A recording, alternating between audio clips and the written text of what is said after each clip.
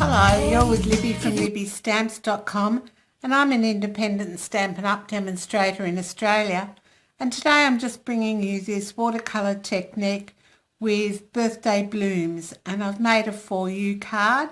This one's in powder pink, tranquil tide, lemon lime twist, and it has a bit of soft sky around the outside. So I'm hoping you can see the soft sky. It just sort of helps make the image pop off the card. So the one we're going to make is in Berry Burst.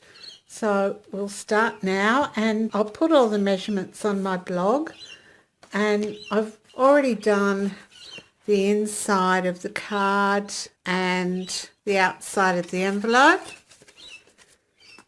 And I've done the Berry Burst one as well. So what you need, of course, is birthday blooms and a piece of watercolour paper. And we're going to use some Versamark.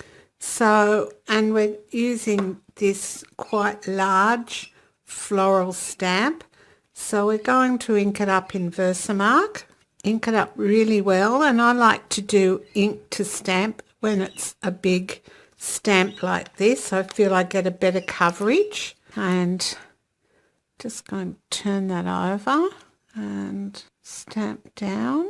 Now I give this a good press so I ensure that all the ink is transferred and I get a good image, because then we're going to emboss it with white embossing powder. So you need to clean off your stamp, and I like to have it with me so I can see what it looks like. And I don't know if you can see that image there.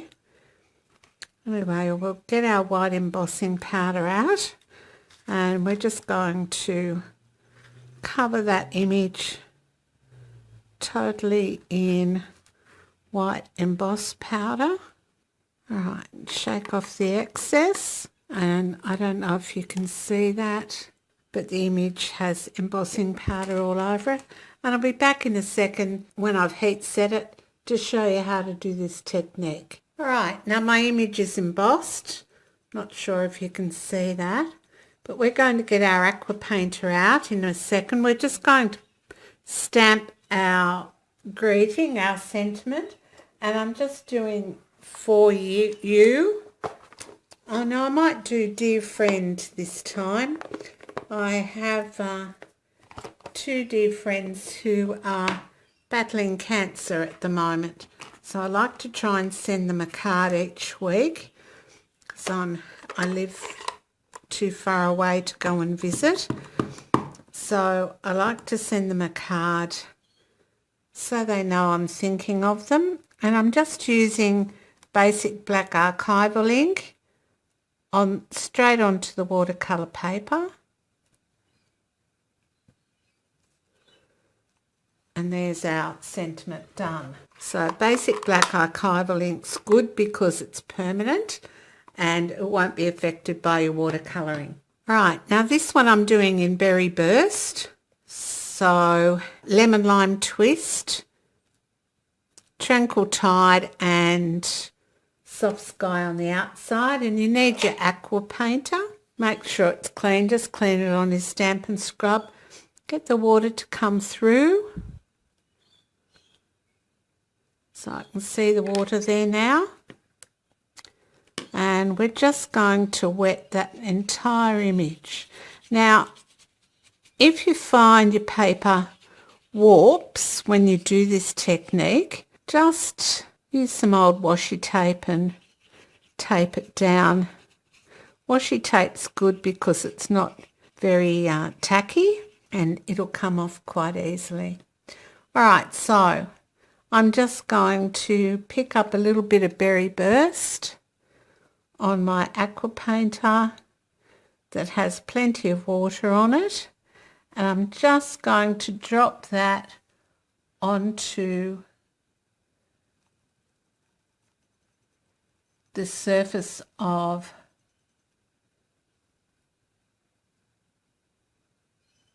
the stamp, the image, And you can come in with a tissue if you need to. Now I like to have the stamp near me so I can see what it should look like. And then I'm just going to come into this centre a little bit darker, and I'm just letting the aqua painter really do the work. I've just added a bit more light, hoping that'll help. That's better. All right, you might be able to see a little bit better now. So just coming in again, and you can do that as often as you need to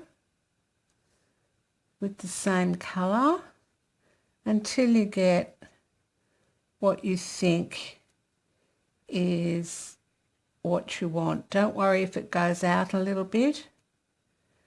This is a very forgiving sort of technique. All right, and then I'm going to just do these buds up here.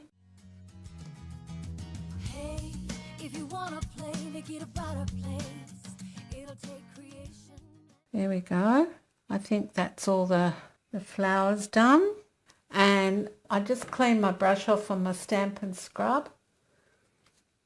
And I'll put that to one side for a moment. And then I'm going to come in with Lemon Lime Twist, which is one of our in colours for this year. And I've put a couple of dots of re-inker into the lid. And then I'm just going to work that around with my aqua painter. I don't want it too vivid. And I'm just going to come in and do some of these larger leaves. Try to draw outside the line. Let us see inside your mind. You'll find inspiration. All I'm saying is you can do it. I want to hear you say, I am independent. I am dedicated. Doing it my way, doing it my way. So then what I do is I come in with some Tranquil Tide. Now if that's too wet, you can come in and just use a tissue to grab up some of that excess water. And I'm going to come in with some Tranquil Tide. So I've finished with the Lemon Lime Twist, and I'll just get some Tranquil Tide, the base of the flower, the leaves.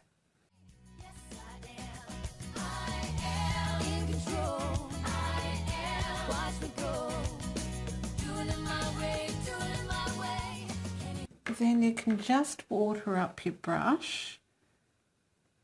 So just make sure it's got plenty of water coming down on it.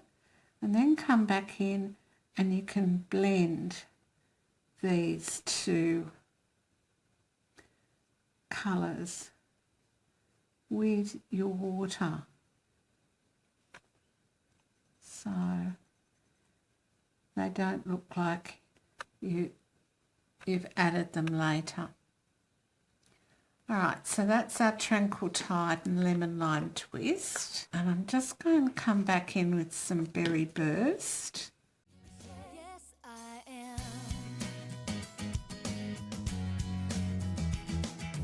Lead, inspire destiny, require every dream to believe, take the chance, lead the day. Alright, so I think that'll do for our colour. And we'll come in with some Pool Party. Now I've put a couple of drops of re-inker in here, and again you need it quite wet, and you're just going to come in with most of the colour close to the shape and then blend it out with your aqua painter. Run with what is in your heart. Let the magic start. You're in charge. Yes you can. What's the plan? Come on, let's do this and do it now. I want to hear you shout. I am independent. I am dedicated. Doing it my way, doing it my way. Yes, I am. I am in control. I am. Watch me go. Doing it my way.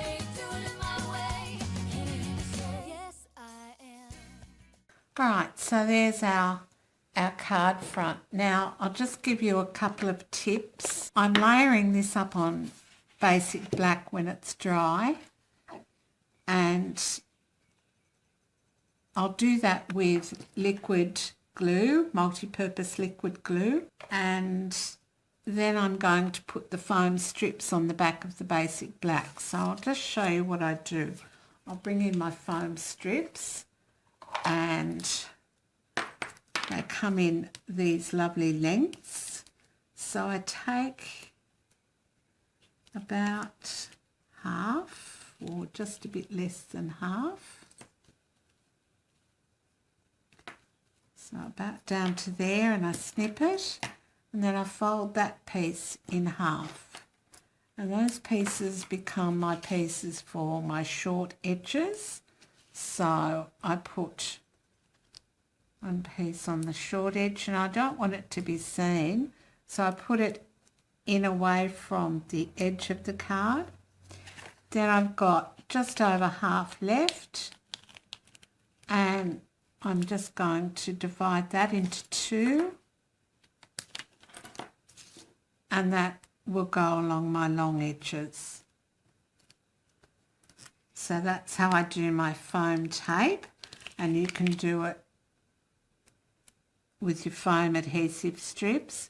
I find it's more cost effective than using Stampin' Dimensionals all the time.